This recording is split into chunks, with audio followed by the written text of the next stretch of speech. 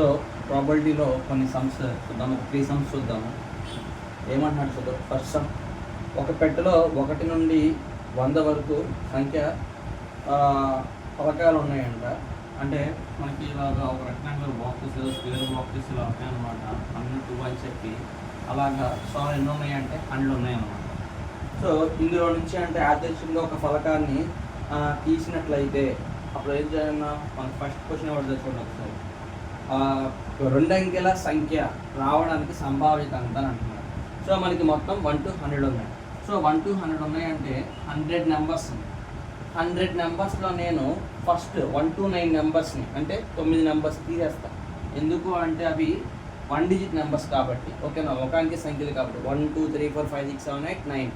ఆ తర్వాత నేను 100 అని ఒక నెంబర్ తీసేస్తాను. మొత్తం నేను 10 నెంబర్స్ని తీస్తాను 100లో నుంచి. ఎందుకు అంటే వాడిని అడిగింది 2 అంకెల సంఖ్య, కానీ 1 నుంచి 9 వరకు ఒక అంకెల సంఖ్యలు మొత్తం 9 ఉన్నాయి. అలాగే 100 అన్న ఒక 3 అంకెల సంఖ్య ఉంది కాబట్టి అవి తీసేస్తాను. 100లోంచి 10 పోతే మనకి ఇంకా 90 ఉంటాయి. కాబట్టి మొత్తం పర్యవసానం సంఖ్య అన్నప్పుడు మనకి మొత్తం 100 పలకలు కలిగిన బాక్స్ నుంచి తీస్తాం కాబట్టి డినామినేటర్లో మనకి 100 వస్తుంది. పైన మనకు ఉన్నటువంటి 2 అంకెల సంఖ్యలు మొత్తం 90 కాబట్టి సో ప్రతి సంఖ్యకు సమాన అవకాశం ఉంటుంది కాబట్టి 90/100. ఓకేనా. సో ఫస్ట్ దాని ఆన్సర్ ఎంత 90/100. ఓకేనా. నెక్స్ట్ తర్వాత రెండోది ఏమన్నాడంటే పరిపూర్ణ వర్గ సంఖ్యలు అని చెప్పి మాట్లాడుతుంది. పరిపూర్ణ వర్గ సంఖ్యలు. సో వర్గ సంఖ్యలు అంటే అర్థం ఏంటి అంటే స్క్వేర్స్ అని చెప్పి మనం మాట్లాడతాం. సో మనకి మామూలుగా 1 2 3 4 5 6 7 8 9 10 అలాగే ఇంకా 11 to 20 20 to 30 అని చెప్పి రాసుకుంటూ వెళ్తే మొత్తం 100 నెంబర్స్ మనకి ఉన్నాయి. ఈ 100 నెంబర్స్లో మనం ఏం చేయాలంటే వర్గ సంఖ్యలను వెతకాలన్నమాట. సో ఇక్కడ వర్గ సంఖ్యలు అంటే మనకి 4 అనేది ఒక వర్గ సంఖ్య. ఎలా సార్ అంటే 2 స్క్వేర్ అంటే 4 కాబట్టి. అలాగే నెక్స్ట్ మనం చూసుకుంటే 9 అనేది ఒక వర్గ సంఖ్య. అలాగా అంటే 3 స్క్వేర్. మరి 1 స్క్వేర్ అంటే 1 కాబట్టి 1 కూడా మనం తీసుకోవాలి. సో 1 నుంచి 10 సంఖ్యలో మనకి 3 అంకెలు ఉన్నాయి. అలాగా 4 స్క్వేర్ అంటే 60, 5 స్క్వేర్ అంటే 25, 6 స్క్వేర్ అంటే 36, 7 స్క్వేర్ అంటే 49, 8 స్క్వేర్ అంటే 64, అలాగే 9 స్క్వేర్ అంటే 81, 10 స్క్వేర్ అంటే 100. So 10 square 100. నెక్స్ట్ 11 స్క్వేర్ చూసుకుంటే మనకి 121 వస్తుంది. కానీ 100ని దాటి వెళ్ళిపోతున్నాం కాబట్టి మన దగ్గర ఉన్నటువంటి సంఖ్యలు 100 మాత్రమే కాబట్టి ఇక్కడతో ఆపేయాలి. సో 1 నుంచి 100 వరకు గల వర్గ సంఖ్యలు మొత్తం మనకి ఎన్ని ఉన్నాయి అంటే 10 ఉన్నాయి అన్నమాట. సో మొత్తం 10 ఉన్నాయి కాబట్టి సో మనకి 10 సంఖ్యలు తీయాలి. అవుట్ ఆఫ్ 100 సంఖ్యల్లో నుంచి 10 సంఖ్యలు అన్నమాట. సో క్యాన్సిల్ చేస్తే 10 టేబుల్లో 10 1s are 10 10s are. So 1/10 is the answer అన్నమాట. సో ఇక్కడ కూడా క్యాన్సిలేషన్ జరుగుతుంది. 0 0 క్యాన్సిల్ చేస్తే 9/10 ఈజ్ ద ఆన్సర్. ఓకేనా. సో ఇది సెకండ్. నెక్స్ట్ థర్డ్ చూద్దామండి. ఏమన్నాడు థర్డ్ది? 5చే భాగింపబడే సంఖ్య అంటున్నాడు. ఒక సంఖ్య 5చే భాగింపబడాలి అంటే 5 యొక్క గుణిజాలు సరిపోతుంది అనమాట. సార్ గుణిజాలు అంటే ఏంటి సార్? 5 ఒకట్లు ఎంత 5, 5 2 ఎంత 10. ఓకేనా. ఈ 5 10 15 20 25 ఇలాగ మనం రాసుకుంటూ వెళ్ళామనుకో ఆటోమేటిక్గా మనకి వచ్చేస్తుంది. సో రెండు రాద్దాం. 5 10 15 20 25. ఓకేనా. సో తర్వాత 30 35 40 45 50 55 60 65 70 75 సాన్ రాసుకొని 95 ఆ తర్వాత మనకి 100 వస్తుంది. మరి ఇలా ఎన్ని ఉన్నాయి సార్ ఎలా కనిపెట్టాలి మనం అంటే చాలా సింపుల్. చివరి నెంబర్ ఎవరితో ఉన్నారో దాన్ని మనం 5తో divide చేసామనుకో 5 1s are 5, 5 2s are ఎంత 10, 5 0. ఓకేనా. సో మనకి 20 ఉన్నాయన్నమాట మొత్తం. అంటే 1 నుంచి 100 సంఖ్యలలో 5 యొక్క గుణిజాలు మొత్తం ఎన్ని ఉన్నాయి అంటే 20 ఉన్నాయి అన్నమాట. ఓకేనా. వాడు ఒకవేళ రాయమంటే మనం రాస్తాము, లేదా డైరెక్ట్గా చేయాలి అంటే ఏ టేబుల్ యొక్క గుణిజాలు అయితే అడుగుతాడో ఆ గుణిజాల్లో పెద్ద సంఖ్య అంటే 1 సంఖ్య కదా మొత్తం 100ని మనం 5తో డివైడ్ చేసామనుకో ఆటోమేటిక్గా ఈ క్వశ్చన్ ఏది వస్తుందో అదే అన్ని గుణిజాలు కలిగి ఉంటాయి అన్నమాట. సో అక్కడ 20 ఉన్నాయి కాబట్టి సో మన ప్రాబిలిటీ అంటే ఇక్కడ అర్థం ఏంటి అంటే 100 సంఖ్యలలో 5చే గుణించబడే సంఖ్యలు మొత్తం 20 ఉన్నాయి. ప్రతిసారి తీసినప్పుడు పెట్టెలో నుంచి 20 సంఖ్యలకు సమాన అవకాశం ఉంటుంది కాబట్టి 20/100. 0 0 క్యాన్సిల్ అయిపోతే 2/10, 2 1 2 5 1/5 ఈజ్ ద ఆన్సర్. ఓకేనా. సో ఇది మూడో దాని answer.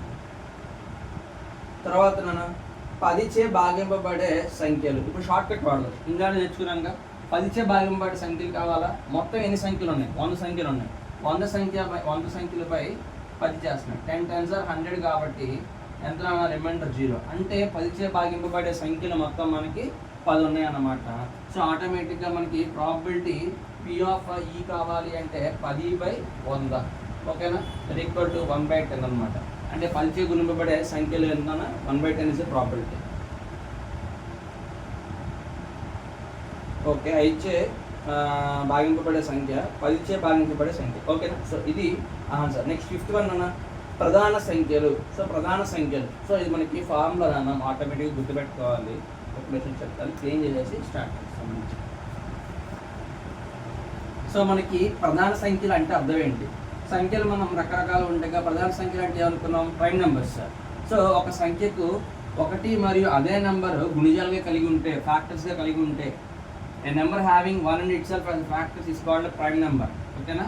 Are a number having only 2 numbers as a factor is called a prime number అని చెప్పి మాట్లాడతాం.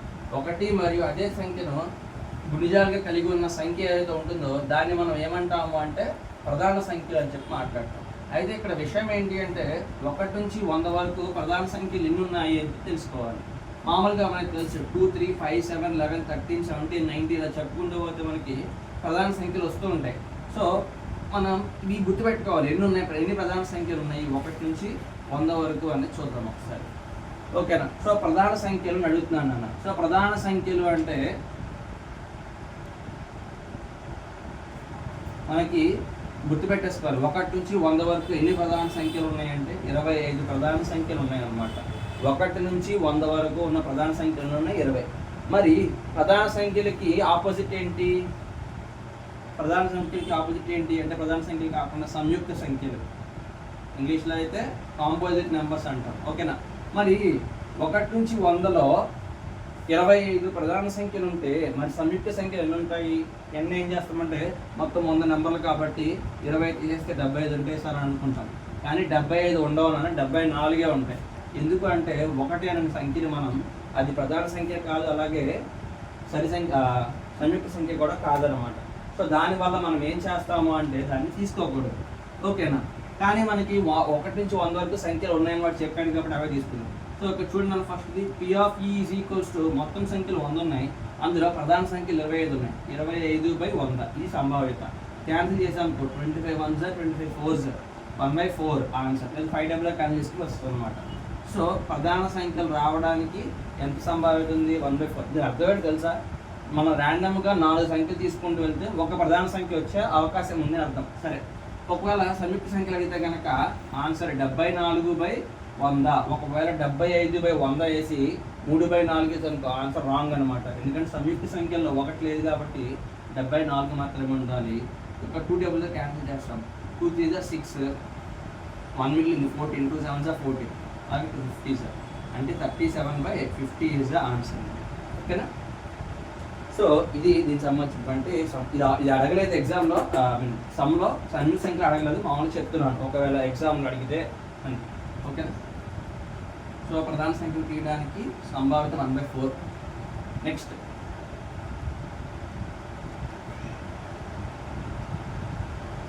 ఓకే, 9 యొక్క గుణిజం అయ్యే సంభావ్యత ఎంత? ఇది చూడండి ఒకసారి. సో మొత్తం మనకి ఆ బాక్స్లో మనకి 1 2 3 ఇలాగ 100 సంఖ్యలు ఉన్నాయి.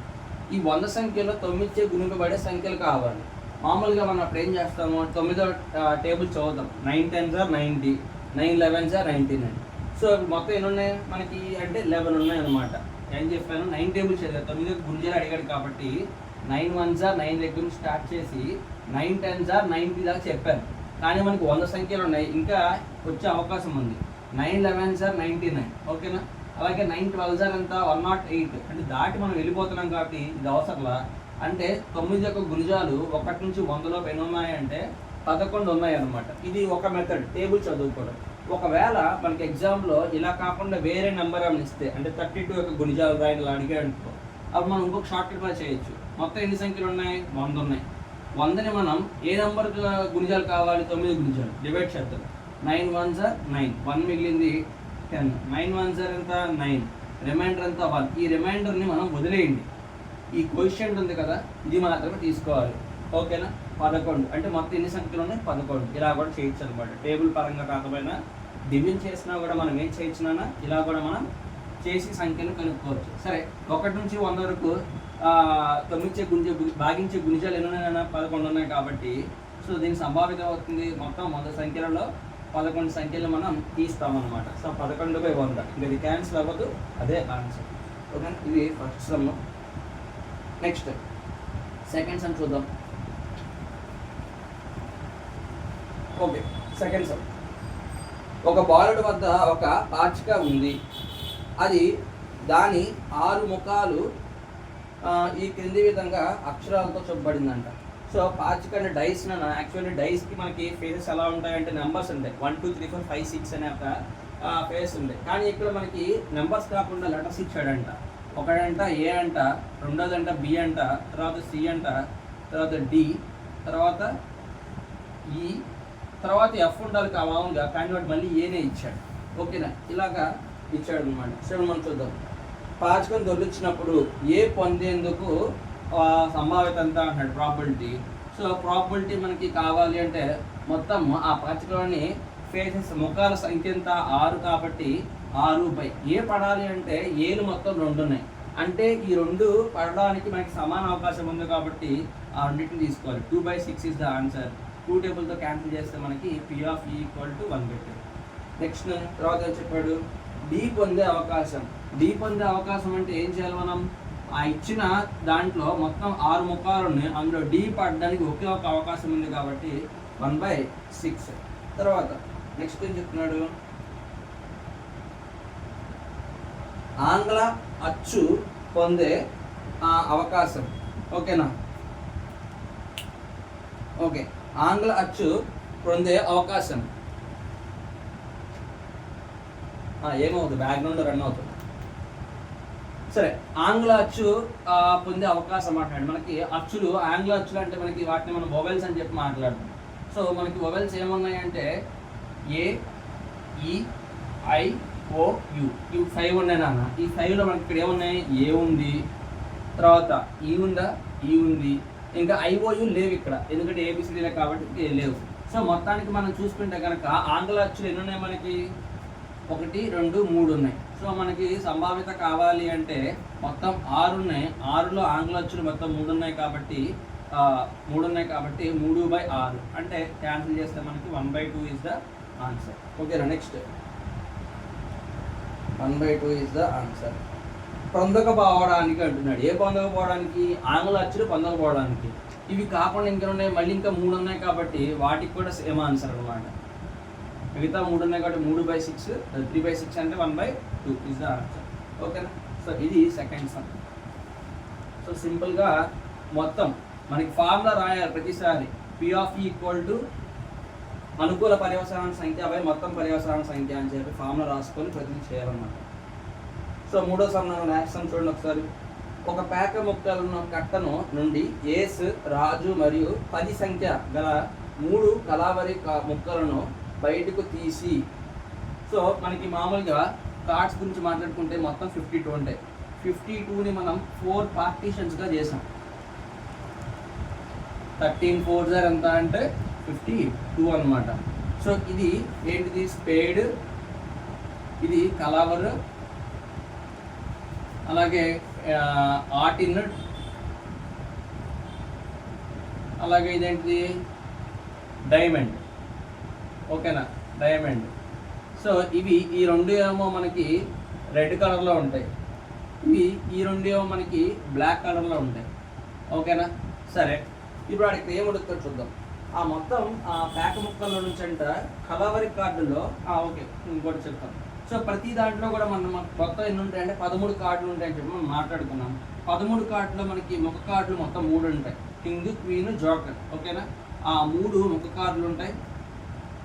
ఆ తర్వాత మిగతాది ఇంకోటి ఒక ఏస్ కార్డు ఉంటుంది, ఒక ఏస్ కార్డు ఉంటుంది. ఆ తర్వాత 2 నుంచి 2 3 4 5 6 7 8 9 ఇలాగా 1 2 3 4 5 6 7 8 9 9, 10, 11, 12, 9, 10. ఓకేనా అన్న? మొత్తం 10, 2 నుంచి 10 వరకు సంఖ్యలు ఉంటాయి. ఒక ఏస్ కార్డు ఉంటుంది, 3 ముక్క కార్డులు ఉంటాయి. సో దీంట్లో కూడా అంతే, దీంట్లో కూడా అంతే, దీంట్లో కూడా అంతే. ఇప్పుడు మనం ఏమడిగాడు మనం చూద్దాం.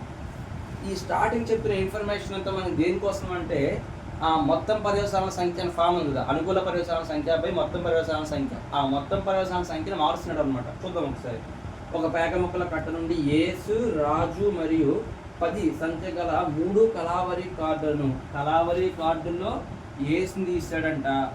తర్వాత ఇంకా తీసాడు ముక్క కార్డుల్లో ఏసు, రాజు మరియు 10 సంఖ్య. ఇందులో రాజుని తీసాడంట. ఓకే, ఇందులో రాజు లేడు, ఇక్కడ ఏసు లేడు. అలాగే 10 నెంబర్ గల సంఖ్య కార్డు కూడా లేదు. దీనివల్ల 13లో 3 కార్డులు మనం తీసేసి పక్కన పడేసాం. దానివల్ల ఏమైంది, మనకి ఇక్కడ కళావరి కార్డులో 10 మాత్రమే ఉన్నాయి. దీనివల్ల మనకి మొత్తం ఏమైంది, 52లోంచి 3 కార్డులు తొలగింపబడ్డాయి. 52లోంచి 3 కార్డులు తొలగింపబడ్డాయి అంటే ఎంత? 49 కదా. 49 ప్లస్ 3 ఎంత? 49, 50, 51, 52. ఓకే, సరిపోయింది. మొత్తం 49 కార్డులు ఉన్నాయి మనకి ఇప్పుడు. ఓకేనా? చేతిలో 49 కార్డులు, 3 కార్డులు తీసేసాము. సో ఇప్పుడు ఇక్కడ అర్థం కావాల్సిన విషయం ఏంటన్నా, అక్కడ ఏమంటున్నాడు అయితే, ఈ మిగిలిన కార్డులు వాటిని బాగా కలిపిన వాటి నుండి ఒక పేక మొక్కను తీసినచో అది కళావరి కార్డు అగుటకు. కళావరి కార్డు కావాలా? సో కళావరి కార్డు కావాలి అంటే మొత్తం పర్యవసానాల సంఖ్య ఏమైందంటే P మనకి మామూలుగా అయితే 52 ఉండేవి, కానీ 3 కార్డులు మనం తీసేసాం కళావరి కార్డులోంచి. కాబట్టి సో 49 మన మొత్తం పర్యవసానాల సంఖ్య. అందులోంచి కళావరి కార్డులో 13లో 3 కార్డులు తీసేస్తాం కాబట్టి 10 ఉంటాయి. So 10/49 is the answer. ఓకేనా? ఆ తర్వాత రెండోది మనం ఏస్ అగుటకు. ఇప్పుడు ఇంపార్టెంట్. ఏస్ అగుటకు అంటే మొత్తం మనకి 4 రకాల విభజన ఉన్నాయన్నమాట. స్పేడ్ ఉంది, కళావరి ఉంది, ఆర్టిన్ ఉంది, డైమండ్ ఉంది. ఇందులో కళావరి కార్డులో ఏస్ తీసేస్తే అప్పుడు ఇక్కడ ఒక ఏసు, ఇక్కడ ఒక ఏసు, ఇక్కడ ఒక ఏసు, 3 ఏసులు మాత్రమే ఉంటాయి. 3 ఏసులు మాత్రమే ఉంటాయి కాబట్టి P ఈజ్ ఈక్వల్స్ ఎంత? 3/49 ఇస్ ద ఆన్సర్. ఓకేనా? ఆ తర్వాత డైమండ్ రాజు అగుటకు అంటున్నాడు. డైమండ్ రాజు అగుటకు అంటున్నాడు నన్ను. డైమండ్లో రాజు ఉంటాడు మనకి. ఓకేనా? ఈ రాజు అగుటకు అంటున్నాడు. డైమండ్లో రాజులు మొత్తం ఉంటాయి. ఒక రాజు ఉంటాడు. వాటిల్లో కూడా ఒకటి, ఇందులో కూడా ఒకటి ఉంటుంది. ఇప్పుడు మనం దీని క్వశ్చన్ని రాజు అగుటకు అడిగాడు అనుకో, ఇందులో లేదు కాబట్టి 3/40 అని చెప్పి రాసేవాళ్ళం. కానీ డైమండ్లో మాత్రమే రాజు అగుటకు అని చెప్పి మాట్లాడుతున్నాడు. మొత్తం పర్యవసానాల సంఖ్య 49, అందులోంచి డైమండ్లో రాజు మాత్రమే కాబట్టి ఒకటే ఉంది కాబట్టి 1/49. ఓకేనా? తర్వాత కళావరి 5 అగుటకు. కళావరిలో 5 అగుటకు. కళావరిలో 5 అంటే 5వ సంఖ్య రావడానికి అని చెప్పి మాట్లాడుతున్నాడు. కళావరిలో 5 అనే సంఖ్యలు ఎన్ని ఉన్నాయి? ఒకటే ఉంది. కానీ పేక మొక్కలు మొత్తంలో చూసుకుంటే మనకి ఇక్కడ ఒక 5వ సంఖ్య ఉంది, ఇక్కడ ఉంది, ఇక్కడ ఉంది. అంటే మొత్తం 5 సంఖ్యలు ఉన్నాయి. కానీ మనకి 5 సంఖ్యని అడగల, కళావరిలో 5వ సంఖ్య అడుగుతున్నాడు. కాబట్టి దానికి కూడా మనకి మొత్తం పేకలు మొత్తం 49 ఉంటే అందులో 5వ సంఖ్య ఒకటి మాత్రమే ఉంది కాబట్టి 1/9. సో ఇది మనకి అడిగినటువంటి క్వశ్చన్. ఓకేనా?